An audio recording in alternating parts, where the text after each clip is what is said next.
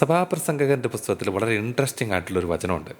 സഭാപ്രസംഗകൻ്റെ പുസ്തകം 1-ാം അധ്യായം അതിൻ്റെ 18-ാം തിരുലിഖിതം. ജ്ഞാനമേറുമ്പോൾ ദുഃഖമേറുന്നു, അറിവ് വർദ്ധിക്കുമ്പോൾ വ്യസനവും വർദ്ധിക്കുന്നു. സഭാപ്രസംഗകൻ എന്ന് പറഞ്ഞു കഴിഞ്ഞാൽ നല്ലൊരു ടീച്ചർ, നല്ലൊരു അധ്യാപകൻ, നല്ലൊരു പ്രാസംഗികൻ എന്നൊക്കെയാണ് അർത്ഥം. ദൈവത്തെക്കുറിച്ചും ആകാശത്തിന് കീഴിലുള്ള സകലതിനെക്കുറിച്ചും നന്നായിട്ട് പഠിപ്പിക്കാൻ കഴിവുള്ളയാൾ, നന്നായിട്ട് പ്രസംഗിക്കാനായിട്ട് കഴിവുള്ളയാൾ, ഇങ്ങനെ ഒരാളാണ് സഭാപ്രസംഗകൻ അല്ലെങ്കിൽ കൊഹലത്ത്. അപ്പോൾ ഈ അധ്യാപകൻ അല്ലെങ്കിൽ ഈ പ്രാസംഗികൻ പറയാണ്, ജ്ഞാനമേറുമ്പോൾ ദുഃഖമേറുന്നു, അറിവ് വർദ്ധിക്കുമ്പോൾ വ്യസനവും വർദ്ധിക്കുന്നു. ജ്ഞാനം നല്ലതല്ലേ? അറിവ് നല്ലതല്ലേ? അപ്പോൾ ഈ ജ്ഞാനമേറുമ്പോൾ ദുഃഖമേറുന്നു അല്ലെങ്കിൽ അറിവ് വർദ്ധിക്കുമ്പോൾ വ്യസനവും വർദ്ധിക്കുന്നു എന്ന് എങ്ങനെയാണ് സഭാപ്രസംഗന് പറയാനായിട്ട് പറ്റുക? അറിവും ജ്ഞാനവും ഒക്കെ വിശുദ്ധ ബൈബിൾ വേണ്ടെന്നാണോ പറയുന്നത്? അപ്പോൾ അല്ല, അറിവും ജ്ഞാനവും വേണ്ടെന്നല്ല പറയുന്നത്. ശരിക്കും സഭാപ്രസംഗകൻ ഇവിടെ മാനുഷിക ജ്ഞാനത്തെക്കുറിച്ച് അല്ലെങ്കിൽ മാനുഷിക അറിവിനെക്കുറിച്ചാണ് പറയുന്നത്. ലോകത്തിൻ്റെ ജ്ഞാനത്തെക്കുറിച്ച് പറയുന്നു, ലോകത്തിൻ്റെ അറിവിനെക്കുറിച്ച് പറയുന്നു. അതായത് ഈ അധ്യാപകൻ അല്ലെങ്കിൽ ഈ പ്രാസംഗികൻ നമുക്ക് ഈ വചനത്തിലൂടെ പറഞ്ഞു തരുന്നത് ഇപ്രകാരമാണ്: മാനുഷികമായിട്ടുള്ള ജ്ഞാനത്തിൽ മാത്രം നിലനിന്നാൽ, ലോകത്തിൻ്റെതായിട്ടുള്ള അറിവിൽ മാത്രം നിലനിന്ന് കഴിഞ്ഞാൽ ദുഃഖം കൂടും, വ്യസനം കൂടും. അതുകൊണ്ട് മാനുഷികമായിട്ടുള്ള ജ്ഞാനത്തിലോ അറിവിലോ മാത്രം നിലനിൽക്കാതെ ദൈവികമായിട്ടുള്ള ജ്ഞാനവും അറിവും വേണമെന്നാണ് ഈ വചനത്തിലൂടെ സഭാപ്രസംഗകൻ നമ്മെ പഠിപ്പിക്കുന്നത്. ഈ വചനത്തിൻ്റെ ഈ വ്യാഖ്യാനം ഉണ്ടല്ലോ, ഇത് വലിയൊരു സത്യമാണ്, വലിയൊരു അറിവാണ്.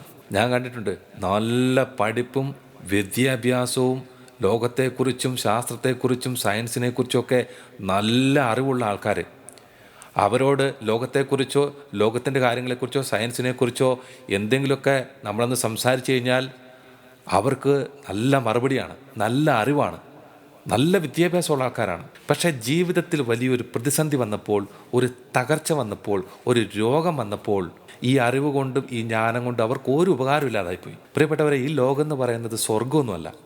ഈ ലോകത്തിൽ ജീവിക്കുമ്പോൾ ലോകത്തിൻ്റെതായിട്ടുള്ള ഒത്തിരി സഹനങ്ങളുണ്ട്, ഒത്തിരി വേദനകളുണ്ട്, ഒത്തിരി പ്രശ്നങ്ങൾ മനുഷ്യർ നേരിടേണ്ടതായിട്ടുണ്ട്. എല്ലാവരുടെയും ജീവിതത്തിൽ ഏതെങ്കിലും ഒരു സമയത്ത് ഏതെങ്കിലും ഒരു പ്രശ്നമോ പ്രതിസന്ധിയോ ഏതെങ്കിലും ഒരു ദുരിതമോ ഒരു സമയത്ത് വരും. ഇങ്ങനെയുള്ള സമയത്തിലൂടെ നമ്മൾ കടന്നു പോകുമ്പോൾ വെറും ലോകത്തിൻ്റെ ജ്ഞാനമോ ലോകത്തിൻ്റെ പഠിപ്പോ വിദ്യാഭ്യാസം മാത്രം പോരാ.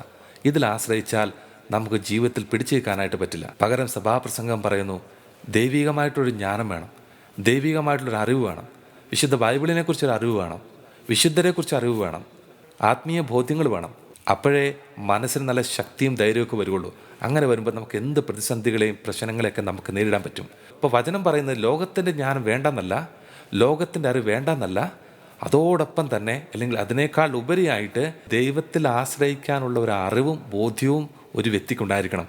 ഇങ്ങനെ ഒരു ദൈവിക ജ്ഞാനവും ദൈവിക വിശ്വാസവും ഒക്കെ ഒരു വ്യക്തിയിലുണ്ടെങ്കിൽ ദുഃഖമേറുമ്പോൾ വ്യസനം വർദ്ധിക്കുമ്പോൾ ആ വ്യക്തി തകർച്ചയിലേക്ക് പോവില്ല, ആ വ്യക്തി ജീവിതം അവസാനിപ്പിക്കാനായിട്ട് പോവില്ല. പകരം ദൈവത്തിൽ ആശ്രയിച്ച് ജീവിതത്തിൽ വിജയിക്കാനുള്ള കഴിവ് ഇവർക്കുണ്ടാവും. പ്രിയപ്പെട്ടവരെ, ഈ കാലഘട്ടത്തിൽ നമ്മുടെ മക്കൾക്ക്, നമ്മുടെ യുവക്കൾക്ക് വേണ്ട അത്യാവശ്യമായിട്ടുള്ളൊരു വചനത്തിൻ്റെ വ്യാഖ്യാനമാണിത്. അവരിൽ ലോകത്തിൻ്റെ ജ്ഞാനം ധാരാളമുണ്ട്, ലോകത്തിൻ്റെ അറിവ് ധാരാളമുണ്ട്, നല്ല വിദ്യാഭ്യാസമുണ്ട്. പക്ഷേ ദൈവത്തിൽ ആശ്രയിക്കാനുള്ള ജ്ഞാനം അല്ലെങ്കിൽ അങ്ങനെയുള്ള അറിവ് ഇല്ലാതെ പോകുന്നതാണ് നമ്മുടെ ഈ കാലഘട്ടത്തിലെ മക്കളുടെ വലിയ തകർച്ചകൾക്ക് കാരണം. ദൈവികമായിട്ടുള്ള ജ്ഞാനവും ദൈവികമായിട്ടുള്ള അറിവും നമ്മളെല്ലാവരും നിറയുന്നതിന് വേണ്ടിയിട്ട് നമുക്കൊരാശീർവാദം സ്വീകരിക്കാം.